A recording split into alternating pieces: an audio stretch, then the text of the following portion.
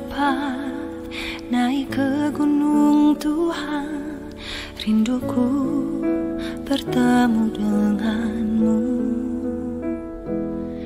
Dengan hati yang murni, tangan yang bersih, ku naik ke atas gunung kudus Tuhan. Dengan apa ku dapat naik ke gunung Tuhan, rinduku bertemu denganmu. Dengan hati yang murni, tangan yang bersih, ku naik ke atas gunung kudus Tuhan. Walau gelombang badai menerpaku, kan tetap berdiri tegak memandang wajah-Mu Tuhan.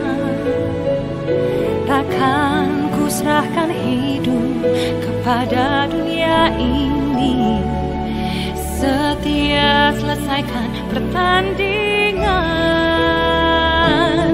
Aku berjanji mengejar yang berkenan kepada Bapa. Kebenaran, damai sejahtera, sukacita oleh Roh Kudus.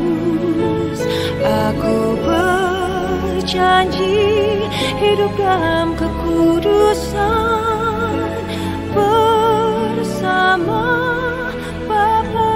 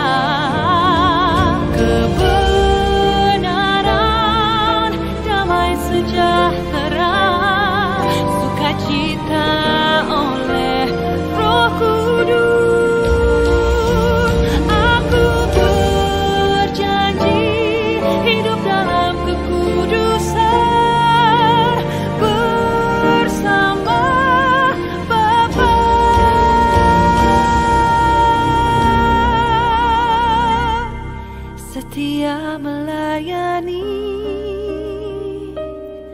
perasaan Bapa.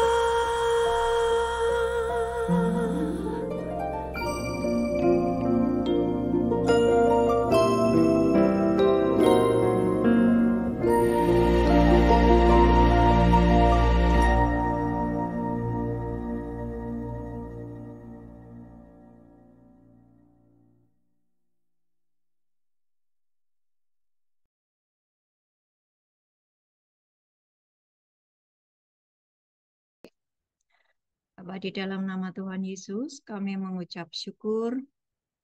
Terima kasih. Malam hari ini kami kembali bergabung di Zoom KKS. Kami siap diajari, kami siap ditambahi lagi Tuhan pemahaman kami akan firman. Kami mau Tuhan makin kenal Engkau, makin dalam mengalami firman. Hari ini ajari kami dan berikan kami tanah hati yang bersih, tanah hati yang subur, sehingga setiap benih firman kami bisa tangkap, kami bisa terima, dan kami mempercayainya, dan kami menjadi bagian dari apa yang sudah Engkau sediakan. Urapi setiap sinyal di rumah kami masing-masing, dimanapun kami berada, dan para malaikat Tuhan berkemah di sekeliling kami, kuasa Roh Kudus bekerja di rumah kami masing-masing. Di dalam nama Tuhan Yesus, haleluya. Amin. Shalom. Siap menerima pelajaran yang lebih sulit lagi? Siap. Siap. Pelajaran hari ini adalah sambungan dari pelajaran-pelajaran yang kemarin. Jika Bapak Ibu belum mengikuti pelajaran-pelajaran yang kemarin, pasti agak bingung ya, karena apa sih ini ya. Tapi sebetulnya kalau Bapak Ibu mengikuti pelajaran dari awal, pasti oh habis ini nih, oh ini ngerti aku. Caranya seperti ini. Karena apa yang kita pelajari itu bukan untuk informasi, tetapi untuk menjadikan kita seperti Kristus, makin ilahi. Amin ya. Oke, hari ini kita belajar tentang menghilang. Wes, mantap. Tapi bukan berarti asik. Aku punya banyak hutang, aku menghilang. Bukan begitu ya. Kan begitu ya. Eh, ini adalah sesuatu yang ilahi, di mana Tuhan sudah mempersiapkan kita, bagaimana kita menghadapi nanti yang namanya ketika engkau ditolak atau engkau mengalami aniaya oleh orang-orang di sekelilingmu. Karena gini ya, di sekitar kita itu ada dua. Satu yang memang membutuhkan kita untuk kita bisa menolong mereka karena mereka memang membutuhkan pertolongan, betul ya? Karena engkau sudah menjadi bait Allah, ya. Nah, yang kedua adalah orang yang menolakmu karena memang dia menolak Tuhan kita. Paham ya?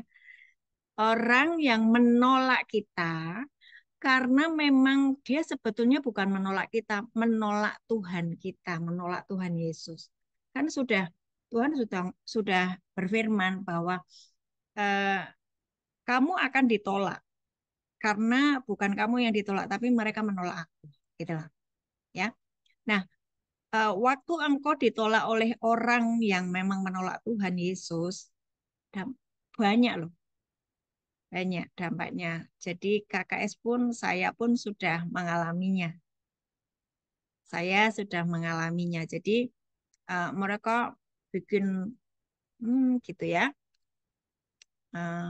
Oh ternyata di rumahnya Bu Ana itu gereja, gitu. Mulai, tapi tenang saja, kita sudah Tuhan sudah menyediakan semuanya, ya. Tuhan sudah menyediakan semuanya. Yuk kita buka di Yohanes 9. Yohanes 8 ayat 59. Langsung ya. Jadi karena ada perkataan-perkataan Tuhan Yesus yang membuat orang-orang tidak bisa menerimanya, ayat 59, saya langsung ke ayat 59, nanti dibaca sendiri. Lalu mereka mengambil batu untuk melempari dia, tetapi Yesus menghilang dan meninggalkan bait Allah. Jadi ini ceritanya kan Tuhan Yesus sedang mengajar di bait Allah. Ya toh? Kemudian ada pengajaran-pengajaran yang bagi telinga mereka ini, mereka nggak bisa terima gitu. Terus mencoba untuk melempari Yesus dengan batu. Yesus mengalami seperti itu. Loh, berarti kita juga akan mengalami. Iya, kita akan mengalami. Saya sudah mengalami. Kalau saya sudah mengalami, saya akan takut. Ini wajahnya. Saya suka kalau buka kamera ini, ya kan? Jadi kelihatan wajahnya. Oh iya, versi TSI apa? Coba dibaca, Kak. Ini ada versi TSI yang lebih keren katanya. Coba dibaca. Mendengar perkataan Yesus itu, mereka langsung mengambil batu untuk melempari dia sampai mati. Tetapi Ya, tiba-tiba Yesus membuat dirinya tidak terlihat, lalu pergi meninggalkan rumah Allah dengan melewati mereka begitu saja. keren ya. Ngilang loh, itu namanya ngilang. Dilempari batu, ngilang, menghilang. Ya, Eh, ini kan sebuah sebuah kejadian yang supranatural, ya. Oke. Ada di kisah-kisah di dalam Alkitab yang juga mengalami hal yang seperti itu. Contohnya siapa? Filipus, ya kan? Filipus itu juga menghilang. Tiba-tiba dia hilang. Terus eh, siapa tuh?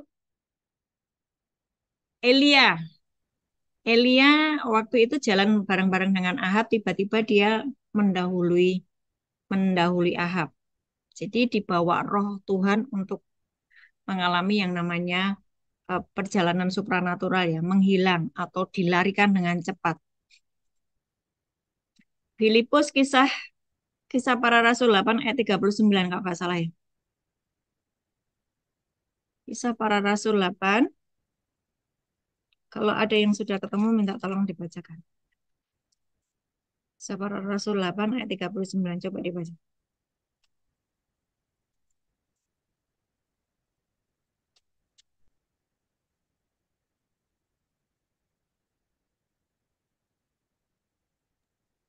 Dan setelah mereka keluar dari air, Roh Tuhan tiba-tiba melarikan Filipus dan sida-sida itu tidak melihatnya lagi. Ia meneruskan perjalanannya dengan sukacita. Jadi ini kan sida-sida ini minta dibaptis ya karena dia lagi membaca kitab Yesaya nggak paham. Tiba-tiba Tuhan mengutus Filipus untuk menemui sida-sida tersebut, terus kemudian diajari, terus minta baptis. Habis membaptis sida-sida ini langsung dia menghilang. Roh Tuhan tiba-tiba melarikan Filipus dan sida-sida itu tidak melihatnya lagi. Ngilang nggak itu? Ya, ini adalah sebuah dimensi ilahi. Roh Tuhan membawa Filipus ke tempat yang berbeda. Roh Tuhan membawa Tuhan Yesus ke tempat yang berbeda. Ya, tadi yang dibacakan di TSI lebih jelas lagi bahwa tiba-tiba mereka mau melempari Yesus sampai mati, tetapi tiba-tiba Tuhan sudah berada di tempat yang berbeda. Nah, kalau Yesus mengalami seperti itu, kita bisa nggak ngalami kayak gitu? Lah, nek dukun itu bisa. Kenapa anak-anak Tuhan nggak bisa? Betul kan? Kalau perdukunan itu kan juga belajar kayak gitu toh, ngilang gitu kan. Saya beberapa kali melayani orang-orang yang memakai kuasa kegelapan. Dia berkata saya bisa, mereka tuh nggak bisa ngelihat saya Bu, karena saya memang pakai kuasa gelap itu untuk menutupi diri saya, gitu kan. Sehingga kemanapun mereka mencari, mereka nggak bisa ngelihat saya, kayak gitu. Nah, di dalam iman kepada Yesus Kristus juga kita bisa mengalami seperti itu. Tujuannya untuk apa? Ada hal-hal yang nanti akan kita hadapi, di mana kita harus benar-benar apa namanya menghilang dari tempat itu ya. 1 Petrus 2 ayat 21 coba dibaca. 1 Petrus 2 ayat 21. Kita kasih dasar-dasarnya ayatnya dulu ya. 1 Petrus 2 ayat 21 ada yang mau bantu baca?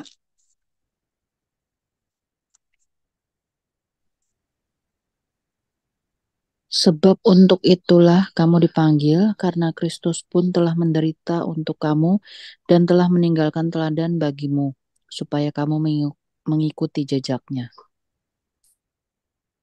Kamu harus mengikuti jejaknya Yesus. Dia bisa menghilang, kamu juga bisa menghilang. Galatia 2 ayat 20. Galatia 2 ayat 20.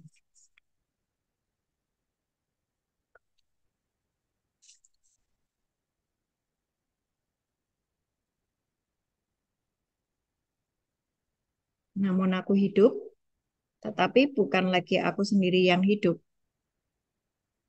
melainkan Kristus yang hidup di dalam aku. Dan hidupku yang kuhidupi sekarang di dalam daging adalah hidup oleh iman di dalam Anak Allah yang telah mengasihi aku dan menyerahkan dirinya untuk aku. Beberapa waktu yang lalu selalu saya ngomong, habisi dagingmu, habisi raksasa-raksasa kelemahan di dalam dirimu. Ya toh? Sampai engkau hidup di dalam roh. Betul nggak? Sampai engkau hidup di dalam roh. Karena yang namanya darah dan daging tidak mendapat bagian dalam kerajaan surga. Artinya engkau benar-benar belajar untuk hidup di dalam roh. Waktu engkau hidup di dalam roh, engkau menghabisi setiap kelemahan, kecenderungan, setiap yang membawa engkau ke dalam hawa nafsu, ke dalam kedagingan. Kikis, potong terus. Habisi terus, habisi terus. Sampai muncul manusia roh. Itu yang namanya Kristus muncul di dalam dirimu. Engkau sudah mati. Namamu bukan lagi Winnie, tapi Kristus Winnie.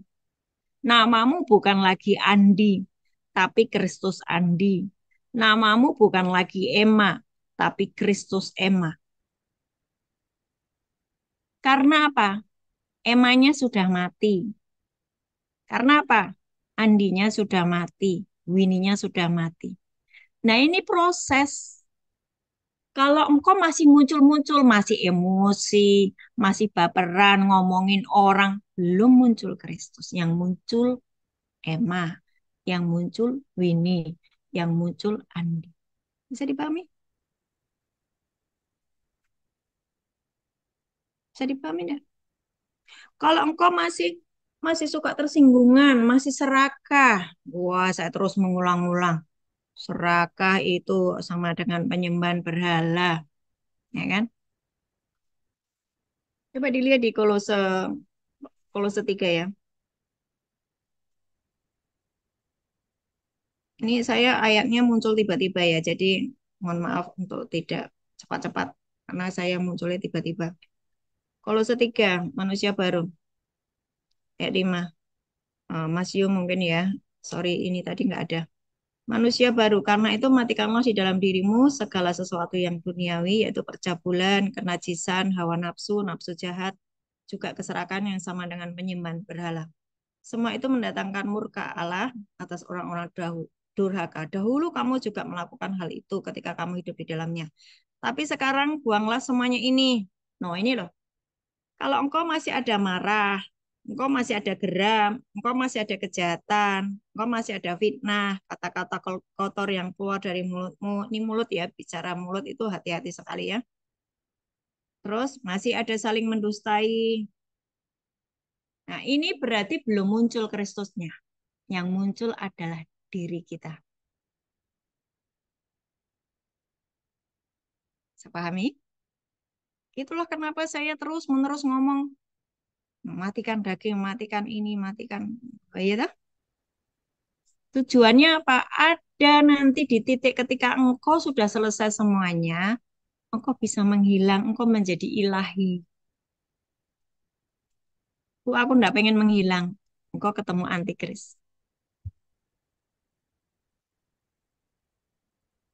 Saya mau gini aja. Pelajarannya Bu Ana itu terlalu sulit. Bye-bye. Engkau akan disiksa oleh antikris. Ayatnya di mana? Nanti saya kasih lihat.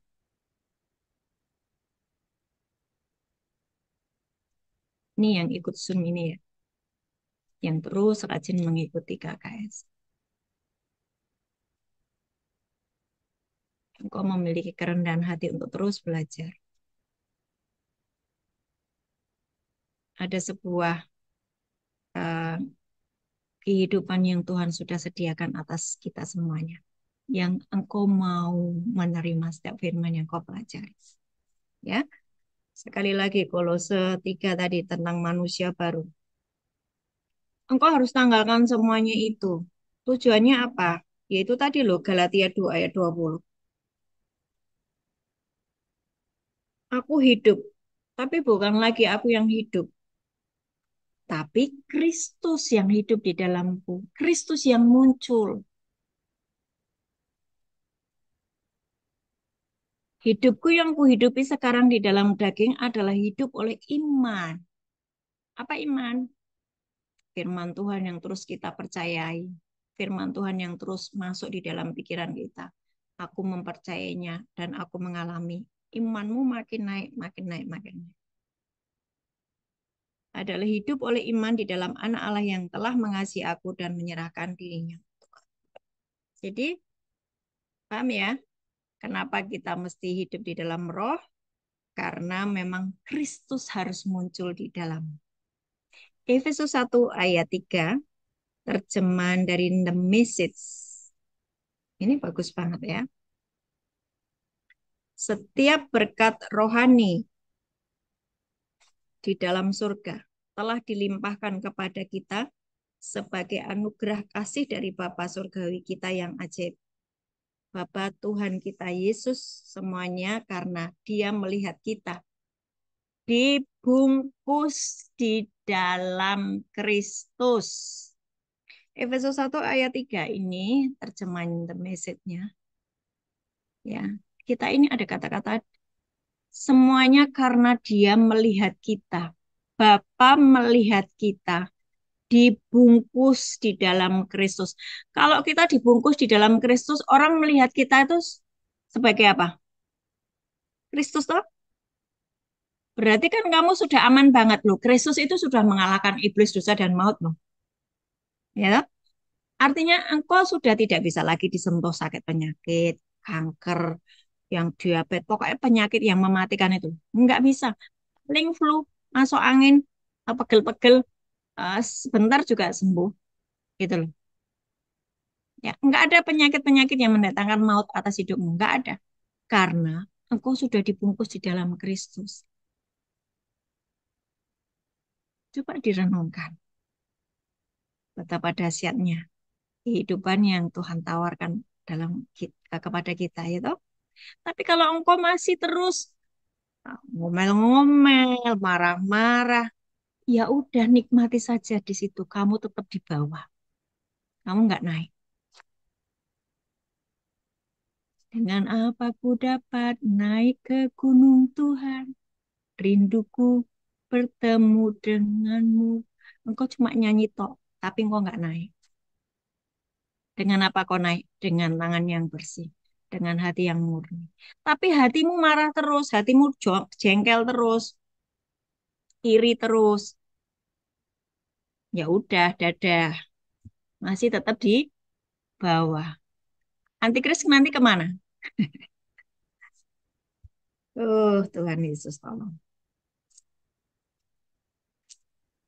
Lanjut ya. Ingat, itu kita dibungkus di dalam Kristus. Kecuali engkau keluar ya. Keluar dari Kristus. Oleh karena engkau masih punya hawa nafsu. Masih hidup di dalam daging. Nah, coba pelajari ya. Cuma semuanya Alkitabnya dibuka di Wahyu 12.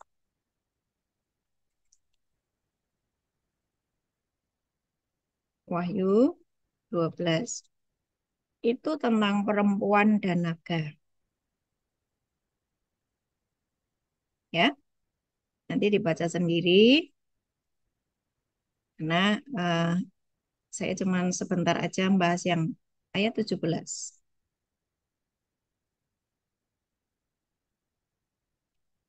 Maka marahlah naga itu kepada perempuan itu, lalu pergi memerangi keturunannya yang lain yang menuruti hukum-hukum Allah dan memiliki kesaksian Yesus. Gereja itu ada dua. Gereja Sudah yang selesai hidup di dalam roh. makannya? Kenapa masih? Gereja itu ada dua ya. Gereja yang hidup di dalam roh dan gereja yang hidup secara lahiriah. Betul nggak? Tidak semua gereja mengajari kehidupan yang saklek kudus. Saklek engkau hidup di dalam firman dan jalan dengan Roh Kudus. Saklek engkau di dalam keintiman dengan Tuhan.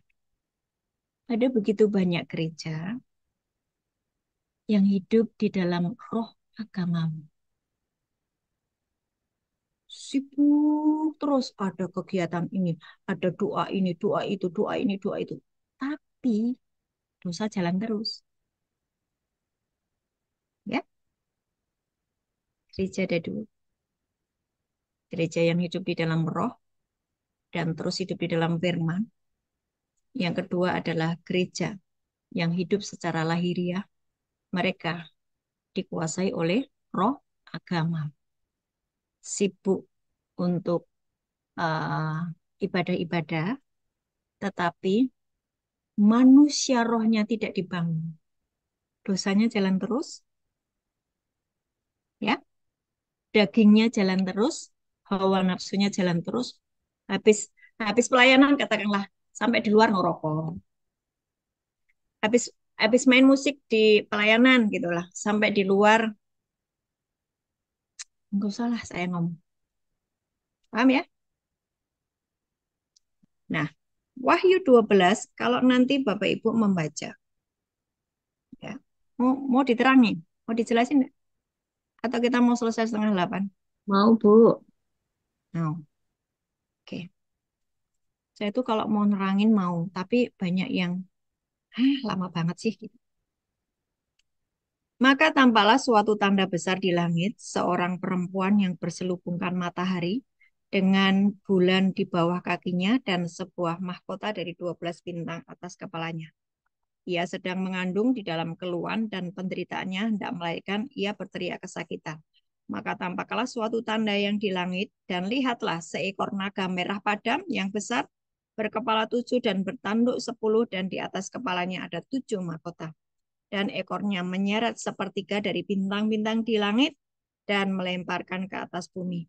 Dan naga itu berdiri di hadapan perempuan yang hendak melahirkan itu untuk menelan anaknya. Anaknya pakai huruf besar ya. Semua melihat di Alkitab masing-masing. Anaknya pakai huruf besar. Segera sesudah perempuan itu melahirkannya. Ini bicara Yesus ya. Ya. Maka ia melahirkan seorang anak laki-laki yang akan mengembalakan semua bangsa dengan gada besi. Tiba-tiba anaknya itu dirampas dan dibawa lari kepada Allah di atas tahtanya. Yesus sekarang duduk di sebelah kanan Bapa toh. Loh. Tapi gereja kan masih toh. Saya dan kita semua gereja toh. Perempuan itu gereja. Kita ini masih di bumi. Ya. Perempuan itu lari di padang gurun di mana telah disediakan suatu tempat baginya oleh Allah supaya ia dipelihara di situ 1260 hari lamanya. Naga dikalahkan, maka timbullah peperangan di surga.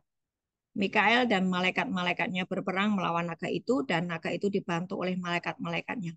Tapi mereka tidak dapat bertahan. Mereka tidak mendapat tempat lagi di surga.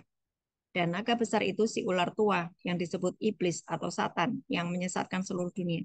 Dilemparkan ke bawah, ia dilemparkan ke bumi bersama dengan malaikat-malaikatnya. Posisinya iblis berarti sekarang di bawah, di bumi. 19.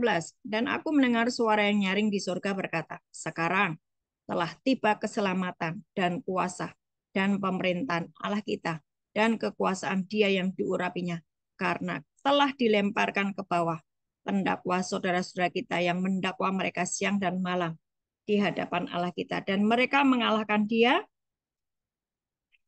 Dia siapa?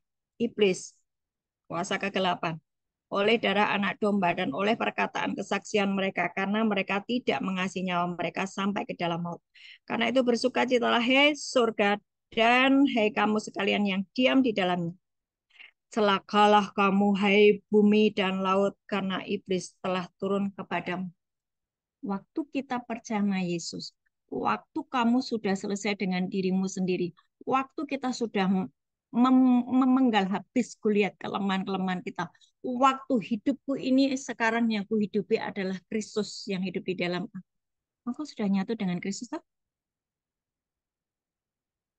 Dengan apa ku dapat naik ke gunung Tuhan, rinduku bertemu denganmu. Terus dengan hati yang bersih, tangan yang bersih, hati yang murni, tangan yang bersih, ku naik ke gunung Tuhan. Mazmur 24. Dengan kuasa darah Yesus, dosa dan pelanggaranmu diampuni. Efesus 1 ayat 3 tadi, engkau dibungkus di dalam Kristus. Yesus sekarang naik di sebelah kanan Bapa. Berarti posisimu di mana? Di atas toh? Di atas toh? Di sebelah kanan Bapa juga toh? Ini wajahnya ada yang berkerut-kerut, ada yang berpikir keras, gitu ya. Wah, cilaka ini. Aku masih hidup dalam kemarahan. Aku masih hidup di dalam tidak bisa mengampuni. Aku masih mamon. Berarti aku di bawah dong. Kalau engkau terus memutuskan di bawah, siap-siap bertemu dengan iblis. Bu, apakah nanti ada eh, seperti yang di film-film itu loh Bu, terbang, terus bajunya ketinggalan semuanya. Saya nggak akan membahas itu.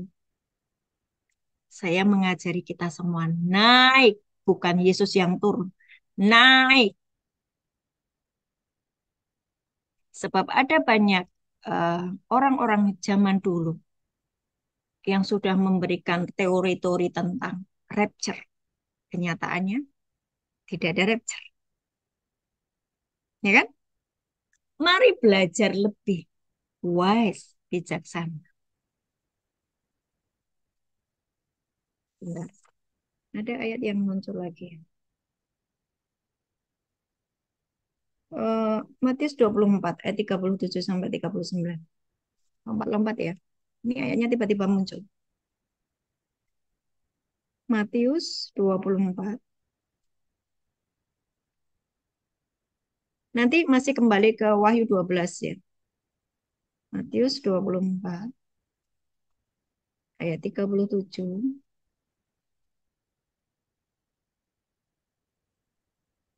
ayat 37 sampai 39.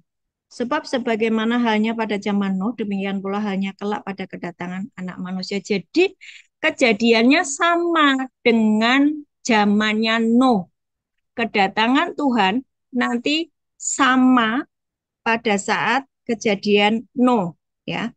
Sebab sebagaimana mereka pada zaman sebelum air bah itu makan dan minum, kawin, mengawinkan, sampai kepada hari Nuh masuk ke dalam bahtera. Dan mereka tidak tahu akan sesuatu sebelum air bah itu datang dan melenyapkan mereka semua. Demikian pula lah halnya kelak pada kedatangan anak manusia. Eh, Sama peristiwanya pada waktu Nuh. Artinya apa? Akan ada yang namanya dihabisi semuanya toh. Orang fasik dihabisi semuanya. Sistem Babel hancur runtuh. Terus Nuhnya naik enggak? Nuhnya terus dibawa ke surga enggak? Enggak. Nunggu air surut semuanya. Terus Nuh berkuasalah atas bumi. Cuma Nuh dan keluarganya. Loh, ini Yesus ngomong begitu toh. Sebab sebagaimana halnya pada zaman Nuh, demikian pula halnya kelak pada kedatangan anak manusia. Sama peristiwanya. Nuhnya naik enggak?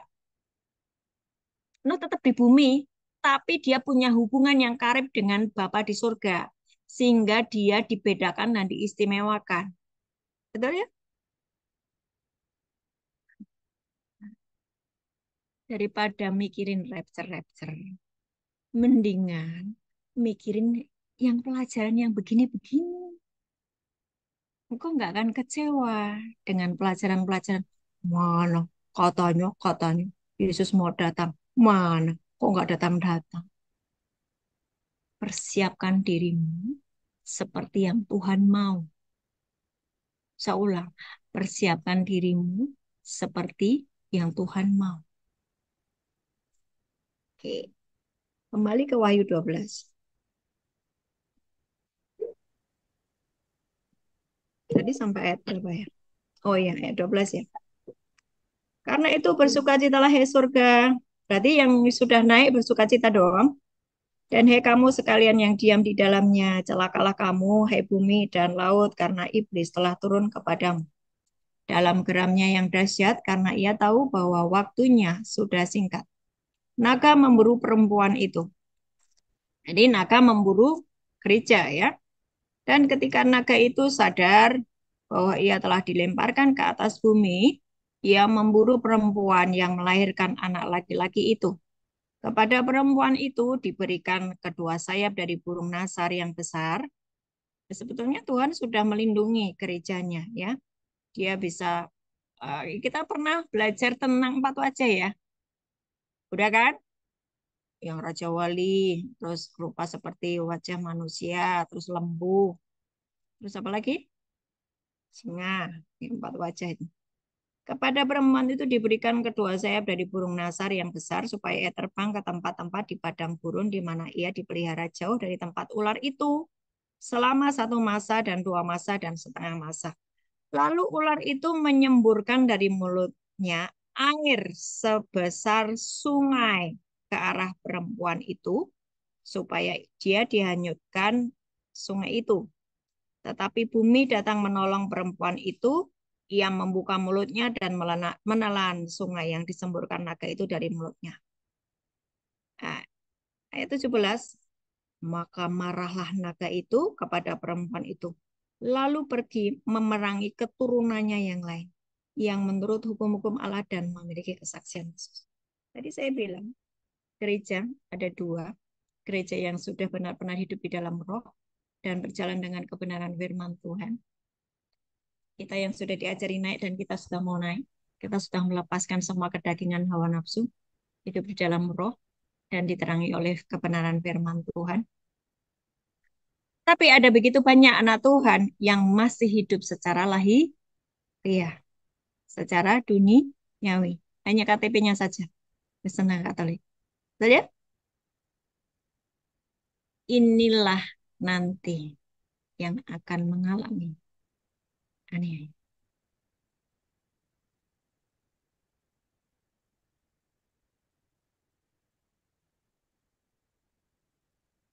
Manusia berasal dari mana? Debu tanah. Jika kita masih hidup secara lahiriah, kedagingan diibaratkan sebagai debu tanah. Maka kita akan menjadi makanan si ular tua. Karena ular tua dikutuk oleh Tuhan untuk makan dari debu tanah. Ayo. Makanya silahkan kau mau memilih secara duniawi atau mau ilahi. Itu keputusan masing-masing, saya nggak bisa maksa. Daripada saya maksa-maksa nanti malah saya emosi jiwa ya. Monggo silahkan. Pelajaran KKS itu sudah diberikan setiap hari. Engkau memutuskan terus di dalam daging, bukan masalah rapture, bukan masalah rapture. Masalahnya ketika engkau tetap menjadi seperti debu, engkau akan menjadi makanan naga. Karena Tuhan sudah mengutuk ular untuk makan dari debu tanah.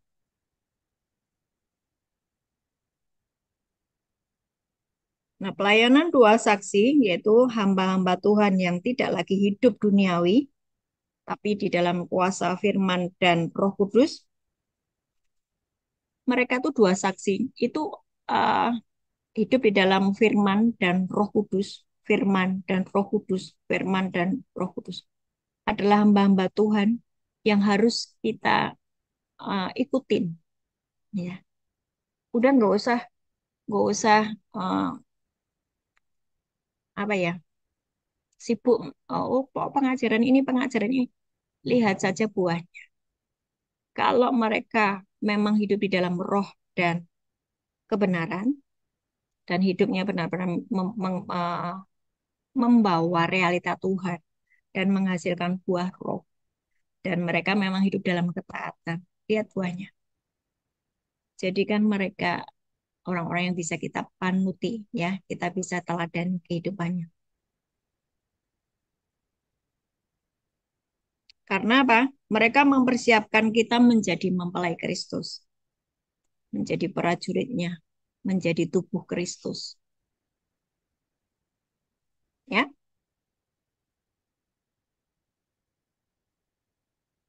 oke. Sekarang perhatikan di Maleakhi 3 ayat 18.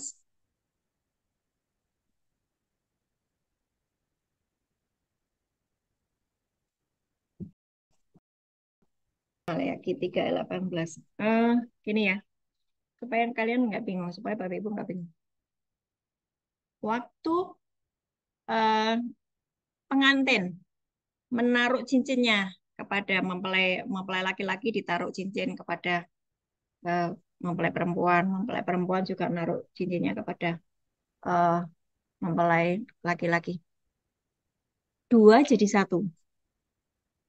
Mereka bukan lagi dua, tapi satu. Ya toh? Kalau kita ini sudah menjadi mempelai Kristus, berarti sudah menjadi satu dengan Kristus toh? Betul nggak?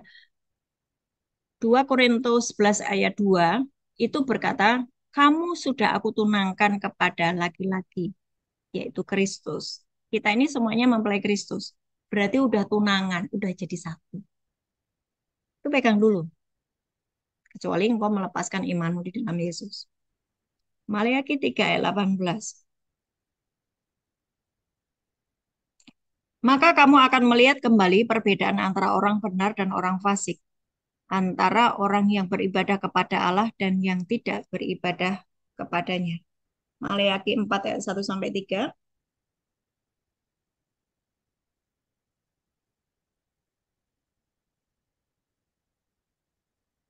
Maleakhi 4, bahwa sesungguhnya hari itu datang menyala seperti perapian. Maka semua orang gegabah dan setiap orang yang berbuat fasik menjadi seperti jerami dan akan terbakar oleh hari yang datang itu. Firman Tuhan semesta alam. Sampai tidak ditinggalkannya akar dan cabang mereka. Terus, tapi kamu yang takut akan namaku, bagimu akan terbit surya kebenaran dengan kesembuhan pada sayapnya. Kamu akan keluar dan berjingkrak-jingkrak seperti anak lembu lepas kandang. Kamu akan menginjak-injak orang fasik. Perhatikan.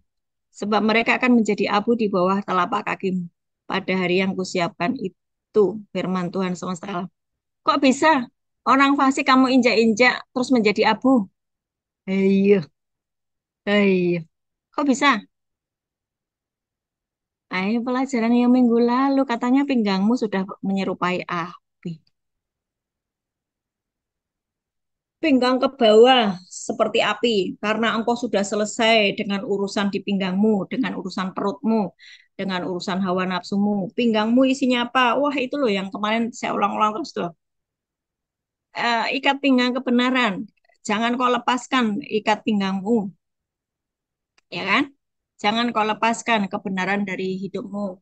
Pinggangmu isinya apa? Pinggangmu isinya pusar, ada alat pencernaan, ada alat reproduksi. Kau hati-hati dengan pinggangmu.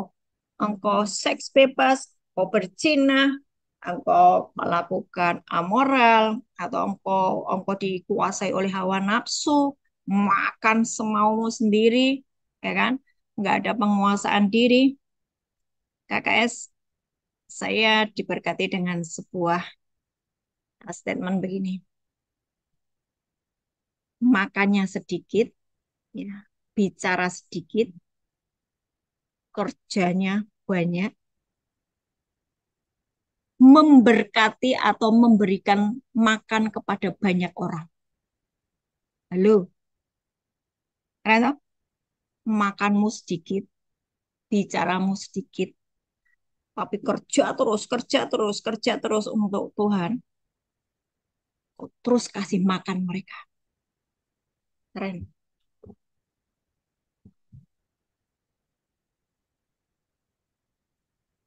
Pinggang, pinggangmu memakai ikat pinggang kebenaran. Sudah selesai dengan urusan pinggang.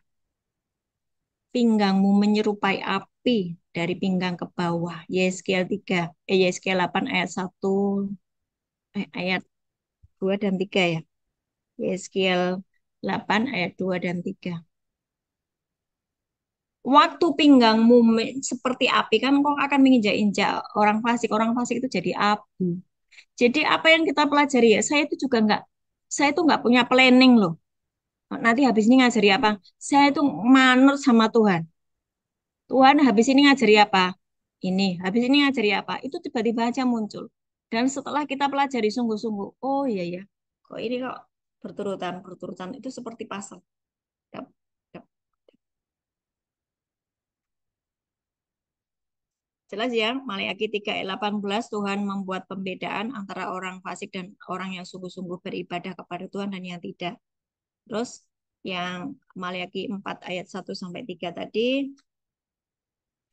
juga cukup jelas bahwa engkau akan menginjak-injak orang fasik menjadi seperti abu. Jadi jangan menjadi orang fasik.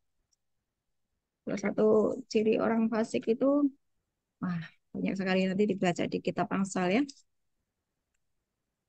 Jangan menjadi orang fasik. Kita sudah dibenarkan oleh Tuhan, diampuni segala dosa pelanggaran kita.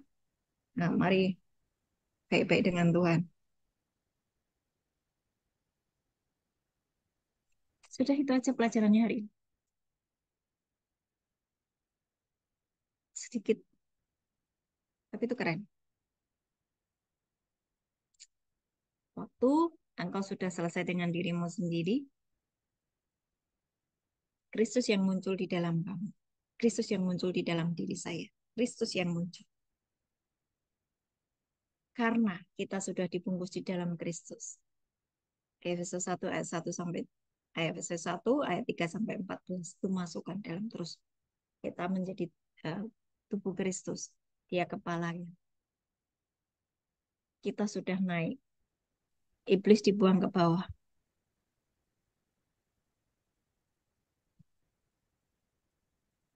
Wahyu 12. Naga itu akan memangsa keturunannya yang lain dari perempuan itu. Siapa? Orang yang hidup masih secara duniawi. Tidak mau menjadi ilahi. Karena apa? Masih dikuasai oleh hawa nafsu kedagingan. Anak-anak rohani terus. Anak-anak rohani terus. Nah, itu tidak ada yang bisa memaksa. Saya pun tidak bisa memaksa, Tuhan tidak bisa memaksa. Semua sudah disediakan Tuhan, firman sudah disediakan, petunjuk-petunjuknya. Roh Kudus disediakan. Pengajar-pengajar juga disediakan. Tinggal kita mau mengerjakan atau tidak. Ada yang mau bertanya? Silakan.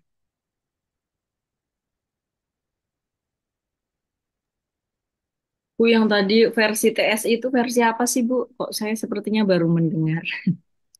Itu Bu, di handphone kan bisa Bu. TSI, cari TSI gitu aja. Uh, Ibu pakai yang apa ya? Monica coba dijelaskan dah.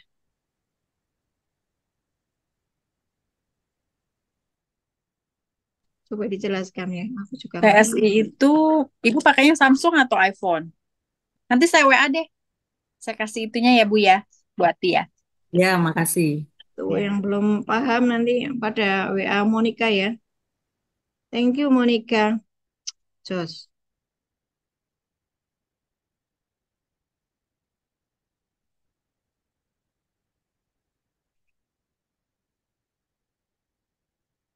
Ya, TSI itu terjemahan sederhana Indonesia.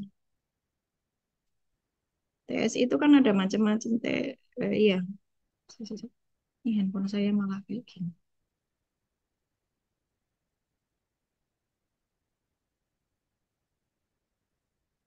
Ada yang mau tanya?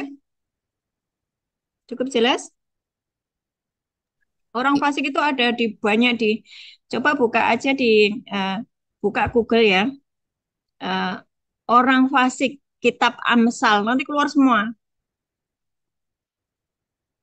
Orang fasik itu kayak apa sih? Makanya sering hari-hari ini kan saya sering posting tentang Amsal ya. Lah mau dibaca mau enggak monggo.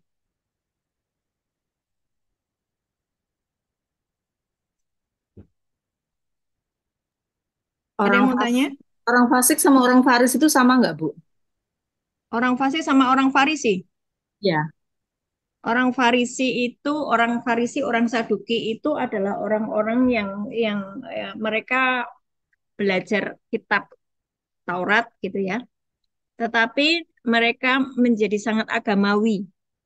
Mereka musuhnya Tuhan Yesus. Mereka suka mendebat Tuhan gitu. Suka berdebat tentang firman. Tapi bukan menjadi pelaku firman. Itu orang Farisi Saduki, ahli Taurat, ahli kitab. Sukanya cuma berdebat-debat firman. Tapi dia tidak menjadi pelaku firman. Nah, makanya Yesus mengatakan mereka adalah orang-orang munafik. Seperti kubur yang keluarnya itu dicat bagus, tapi dalamnya kan isinya tulang belulang. Kalau orang fasik adalah orang-orang yang tidak melakukan ketetapan-ketetapan Tuhan, melanggar ketetapan-ketetapan Tuhan. Itu orang fasik.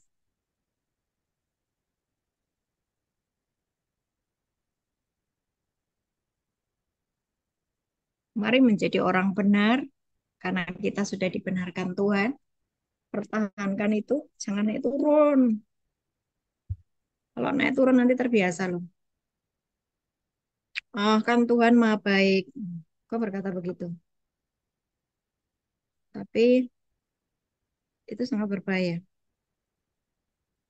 Ya, sudah naik ya udah naik saja terus di atas. Tadi itu ada satu pembicaraan saya dengan salah satu anggota KKS. Sangat bagus sih. Begini, dalam satu tim, ya dalam satu tim, dia menginginkan, saya nggak sebut nama ya, dalam satu tim dia menginginkan satu tim itu sepakat gitu loh, naiknya bareng-bareng. Saya bilang nggak bisa, tidak bisa. Misalnya tim, mungkin tim yang lapas ya, atau mungkin tim musik gitu ya, atau tim apalah gitu. Kalau di KKS itu kan ada tim musik, ada tim yang ke lapas-lapas. Saya menginginkan semuanya itu menjadi seperti saya yang punya pemikiran yang sama, naiknya bareng-bareng. Enggak bisa, enggak bisa. Selalu ada orang-orang yang masih kasak-kusuk di bawah. Tapi saya tidak memutuskan untuk tinggal di bawah, saya tetap naik. Silahkan kalian kasak-kusuk di bawah. Tapi saya memutuskan naik karena itu sendiri-sendiri kita harus dengan Tuhan. Betul nggak? Walaupun pelayanannya dalam satu tim. Walaupun pelayanan dalam satu tim. Ada orang-orang yang menginginkan, aku tuh kepengen ya, satu tim ini benar-benar bisa unity, oh, naik bareng, itu kan keren banget ya. Nggak bisa. Tuhan aja nggak bisa memaksa. Kalau kamu sudah naik, naiklah. Nah, terus nanti yang di bawah bagaimana? Ketika posisimu sudah di atas, Tuhan sudah menyediakan orang-orang nanti yang mempunyai kapasitas yang sama dengan dirimu. Yang kamu bisa ajak kerjasama tuh. Kalau saya waktu itu di KKS ya, di awal pembentukan KKS ini, kan tidak semua orang yang bareng-bareng dulu awalnya baru 4 orang, 5 orang, 10 orang. Itu apakah sekarang itu masih dengan saya? Enggak loh. Saya naik sendiri. Lah apa? Kasakusuk, kasakusuk, kasakusuk. Apakah saya harus ngurusi yang kasakusuk? Saya ketinggalan. Enggak ada KKS hari ini. Enggak ada kasih makan lapas-lapas. Enggak ada KKS yang sampai Nusa Kambangan, sampai ujung-ujung bumi. Enggak ada. Karena apa? Saya sibuk ngurusi yang kasakusuk. Terus naik. Terus naik. Terus fokus dengan Tuhan. Terus fokus dengan firman. Terus jadi pelaku firman. Terus makin kudus. Terus makin suci. Terus ngerti bagaimana dengar suara Tuhan. terus ngerti bagaimana jagai mulut, terus ngerti bagaimana jagai pinggang, terus ngerti, ngerti. Naik terus. Akhirnya kita ketemu KKS Jakarta. Akhirnya Tuhan menyediakan KKS Jakarta dengan orang-orang ini. Pem, pem, pem, pem. Akhirnya naik lagi, naik lagi. Kalau saya ngurusi yang kasak-kusuk, nggak ada. Paham ya? Bapak Ibu yang sudah punya tim, punya teman-teman pelayanan, nggak usah ngurusi yang kasak-kusuk, tinggal aja. Naik sendiri. Naik sendiri. Kalau engkau mau ikut naik, ikuti, ikuti. Nggak usah jegal temennya, nggak usah jelek-jeleki temennya. Ikuti aja pemimpinmu naik-naik. Ada Roh Kudus di dalam dirimu, ada firman, lakukan. Ya, nah, nanti di titik tertentu ketika engkau membutuhkan yang namanya sesuatu yang dibutuhkan di tempat yang di atas itu tadi, Tuhan sudah menyediakan fasilitas. Amin. Ya, itu berlaku buat teman-teman yang pelayanan di gereja-gereja, ya. Kan ini gerejanya kan masing-masing. Kita akan, ini gerejanya kan banyak ya. Pasti kan ada benturan-benturan dengan teman-teman pelayanan toh. Udah biarin aja mereka kusuk-kusuk begini. Masih yang ini, ono. Diam. Terus dengan Tuhan naik. Kenapa? Yang namanya antikris, engkau harus hadapi. Kalau engkau masih di bawah, itu tadi, Wahyu 12 ayat 17 tadi. Dia, naga itu akan memerangi keturunan yang lain dari perempuan itu. Yaitu orang-orang yang masih hidup di dalam duniawi, hawa nafsu, dagingan. Lalu pergilah, maka marahlah naga itu kepada perempuan itu, lalu pergi memerangi keturunannya yang lain. Mereka menuruti hukum-hukum Allah dan memiliki kesaksian Yesus. Ngerti dah benar ya? Banyak mereka di gereja toh memiliki kesaksian Yesus. Mereka ngerti hukum-hukum Allah. Tapi bukan menjadi pelaku. Masih jatuh bangun terus. Hawa nafsu terus. Konflik terus. Susah mengampuni terus. Nah, itu yang jadi sasaran. Tapi kita sudah menghilang bersama Yesus. Menghilang bagaimana? Hidupku yang kuhidupi ini bukannya aku lagi, tapi Kristus yang muncul di dalamnya. Loh, hilang toh? Hilang enggak? Hilang.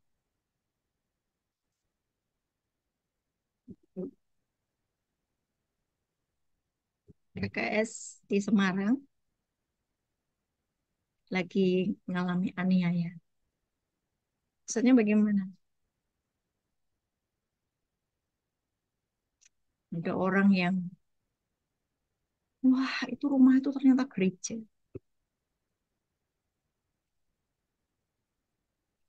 Terus, begitulah. Tenang. Tuhan sudah sediakan tempatnya. Yaitu kita makanya sekarang pindah ke Pringgading.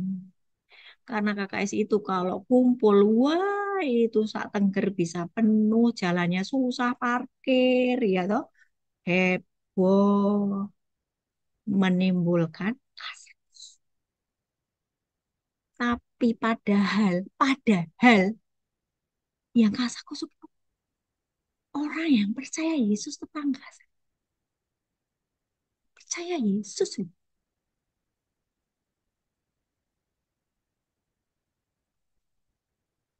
Ayat ini menjadi nyata buat saya. Makanya saya ngajarin. Ayo kita menghilang, KKS menghilang ke Pringgading. KKS Jakarta menghilang ke Baywalk.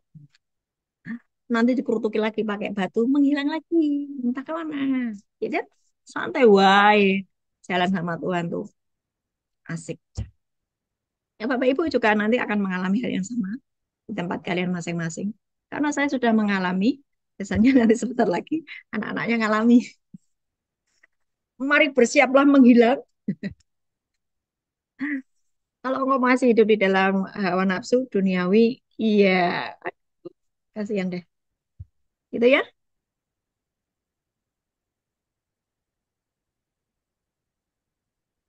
Ada yang mau tanya? Silakan. Atau mau nambahin?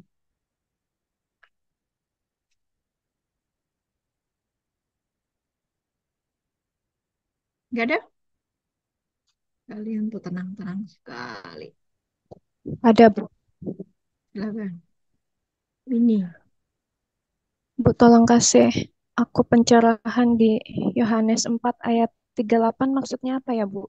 Aku mengutus kamu untuk menuai apa yang tidak kamu usahakan, orang-orang lain berusaha dan kamu datang memetik hasil usaha mereka. Ini tentang percakapan dengan perempuan Samaria, Bu. Aku mengutus kamu, apa? Untuk menuai apa yang tidak kamu usahakan. Orang-orang lain berusaha dan kamu datang memetik hasil usaha mereka. Ada yang bisa menjelaskan? Ini gini loh. Nanti kalau ada yang mau menambahin,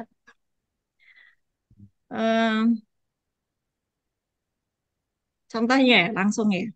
Contoh, ada orang-orang yang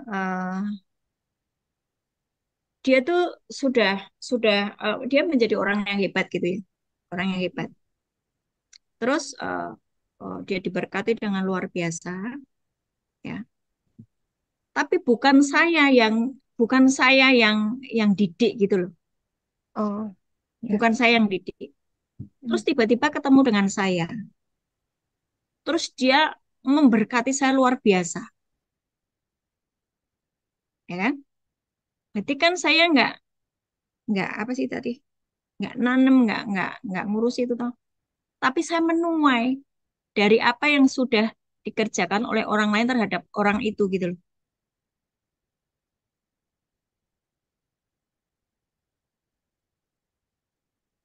Nah, sekarang mungkin gini, Bapak Ibu semuanya, Bapak Ibu semua ini kan dari gereja masing-masing toh. Saya gempuri hidupmu, hawa nafsumu, emosimu tak gempuri semuanya. Nanti yang nuai itu gembalamu. Gembalamu di gerejamu diuntungkan. Wah, ini orang hebat banget. Iya, wong ini didikannya orang KKS gitu. Sing menuai siapa? Gembalamu. Wah, ini hebat-hebat nih. Jebolannya lulusannya KKS keren-keren. Yang menuai siapa? Gembala Bapak Ibu semua di gereja masing-masing. Saya mah kerjaannya gemburi aja. Gitu contohnya. Lu Ibu susah loh, Bu. Enggak ada yang susah. Tuhan juga nanti akan kasih saya orang-orang yang sudah saya nggak ngapa-ngapain tapi dia sudah keren banget. Saya masuk di dalam link saya menjadi orang-orang 7 orang kunci yang Tuhan sudah berikan kepada saya nantinya. Itu adalah orang-orang yang sudah dipersiapkan. Gitu. Paham ya?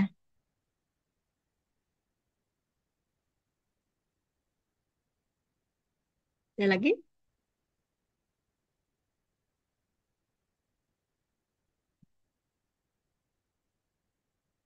Ada lagi yang mau bertanya? Atau kita selesai? Bu. Kayak Semarang besok ketemu ya yang di Kelet. Kelet, take care. Tuhan Yesus memberkati, melindungi perjalanan ya, tidak macet, tidak ada yang masuk angin, semua happy ya. Sampai jumpa besok di Peringgading. Kita ibadah jam 12. Saya harap setengah 12 sudah pada datang. Kalau yang nggak ada acara, supaya kalian bisa makan siang dulu. kemudian baru nanti kita mulai ibadah. Karena banyak yang didoakan, karena saya akan mendoakan anak-anak muda dan juga anak-anak kecil ya, supaya mereka tidak dirusak oleh kuasa kegelapan yang sedang hari-hari ini sedang menyerang anak Tuhan. Gitu? Ada pertanyaan? Sebetulnya ini nggak ada pertanyaan tuh, bingung apa? Anak muda.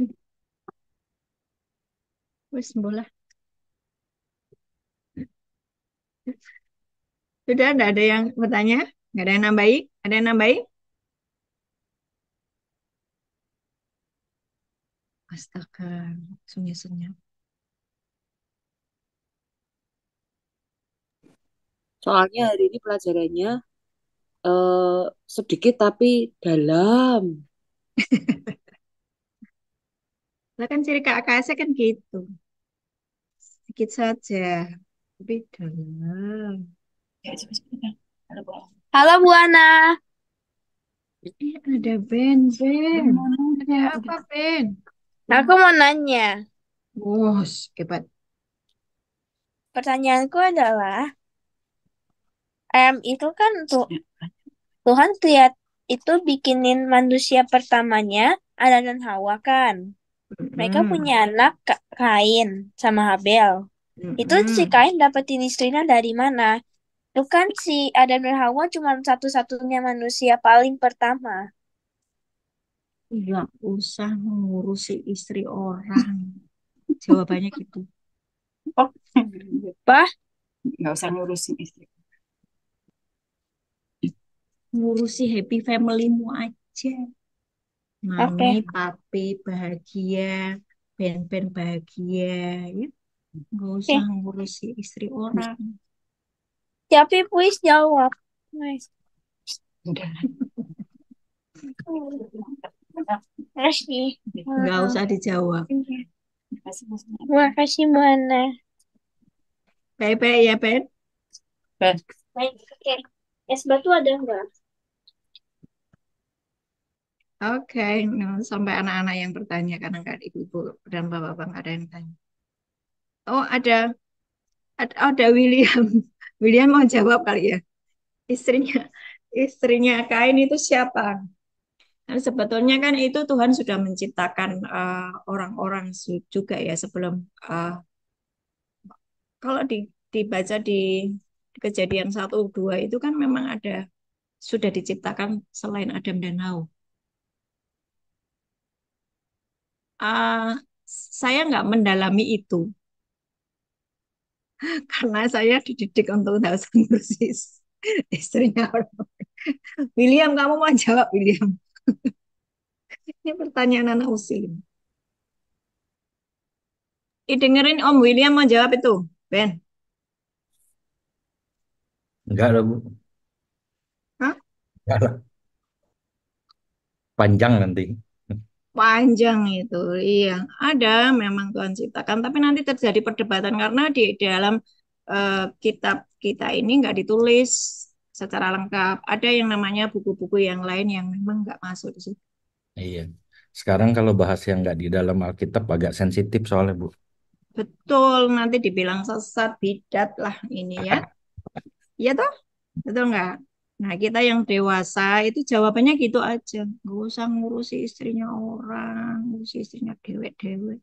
Ngurusi mamahmu dewe, ngurusi papamu dewe, wae Ben. Oke, Ben? Salam buat Ya. Mami ya. Kamu Oke. Mami di mana nih kok kamu tempat di Tante Moni? Kantor.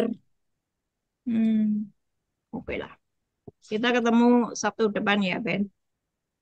Makasih Bu Ana. Dadah. Bye-bye. Ya, William mau nambahin apa yang saya sampaikan tadi? Enggak, Bu. Cukup sih. Loh, saya happy karena kamu muncul. Biasanya nggak muncul. Lagi nggak ke Jakarta saya.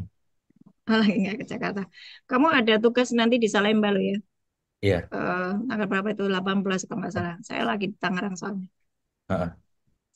Oke, kalau tidak ada pertanyaan, kita sudahi hari ini pelajarannya yang cukup sulit, tapi gampang sih. asal Jawabannya mengikuti. ada di Yohanes 21:25, Mbak. Kalau dari saya loh ya. Di mana?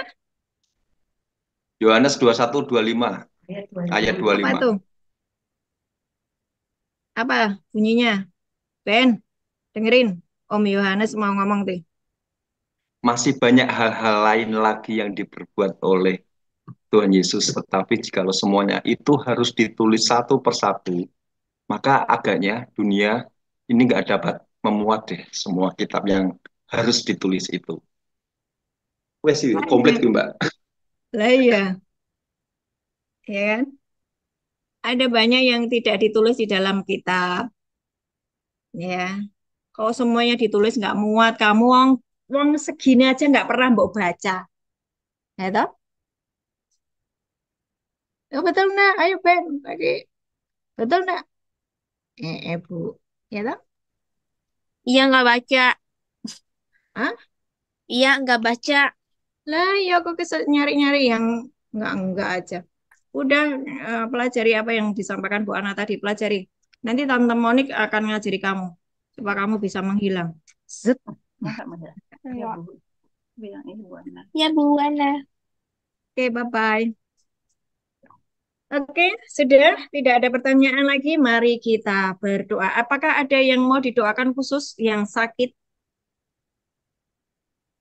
Semua yang sakit ya, hari ini saya akan berdoa buat yang sakit.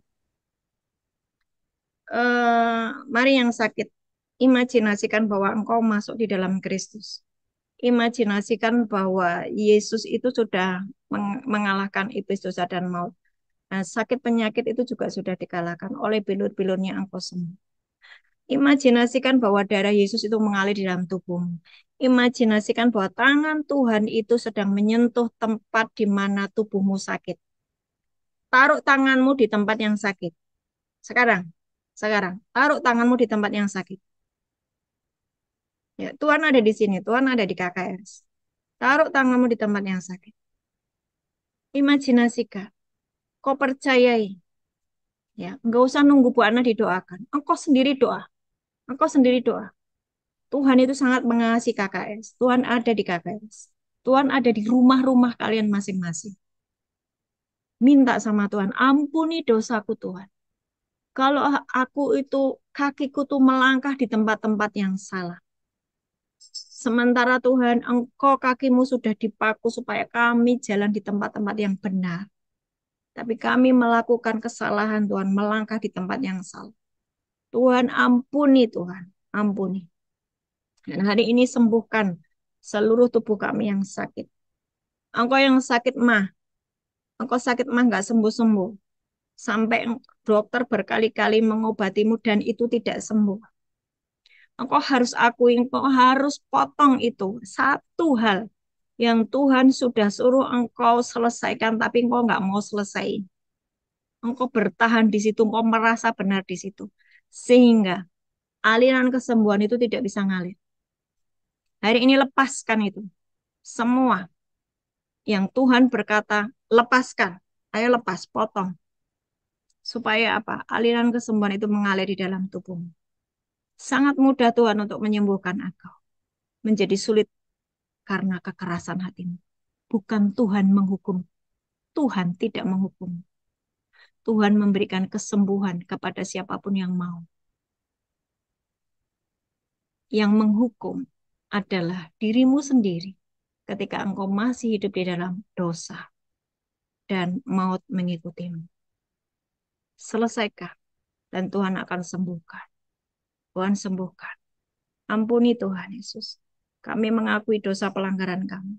Kami mengakui Tuhan. Kami mengakui. Minta ampun Tuhan. Ampuni kami. Nah, kesembuhan kami terima hari ini. Di dalam nama Yesus.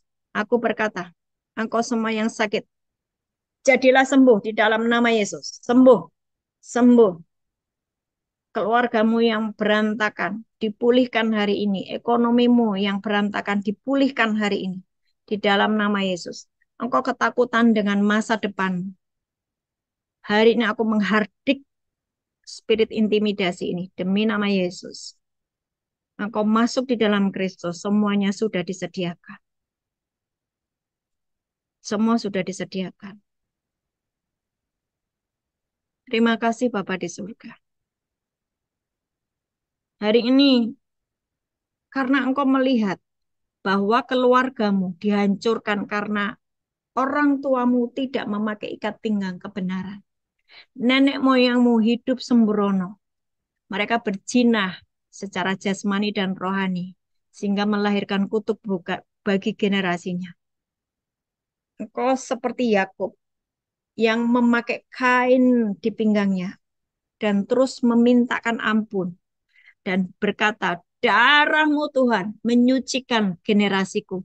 Darahmu Tuhan menyucikan anak-anakku. Darahmu Tuhan menyucikan keluargaku dan keturunan-keturunanku. Tidak ada lagi iblis yang bisa nuntut atas kesalahan kedua orang tuaku atau nenek moyangku selesai hari ini.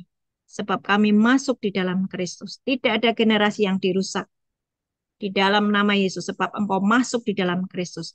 Engkau dipulihkan hari ini di dalam nama Yesus. Terima kasih Bapa di surga. Aku berdoa untuk seluruh anak-anakmu di KKS yang hari ini mengikuti Zoom. Pulihkan mereka. Pulihkan ya Tuhan. Dan buat mengerti apa yang hari ini dipelajari tentang menghilang. Yaitu Kristus yang muncul di dalam kami. Kami sudah mati, kami sudah hilang. Tapi Kristus yang muncul di dalam diri kami. Ajari kami untuk bisa memahaminya dan menjadi pelaku firman. Dan kami sudah naik bersama dengan Engkau dan setiap hari kami bisa naik, tetapi kehidupan kami masih ada di bumi ini, tapi roh kami setiap hari bisa naik ke ruang tahta-Mu, sebab Engkau sudah memberikan akses itu. Terima kasih Bapa di surga buat segala kebaikan hati-Mu.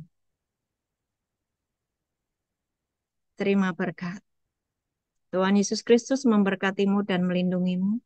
Tuhan Yesus Kristus menyinari engkau dengan wajah-Nya dan memberi engkau kasih karunia. Tuhan Yesus Kristus menghadapkan wajah-Nya kepadamu dan memberi engkau damai sejahtera. Amin. Amin.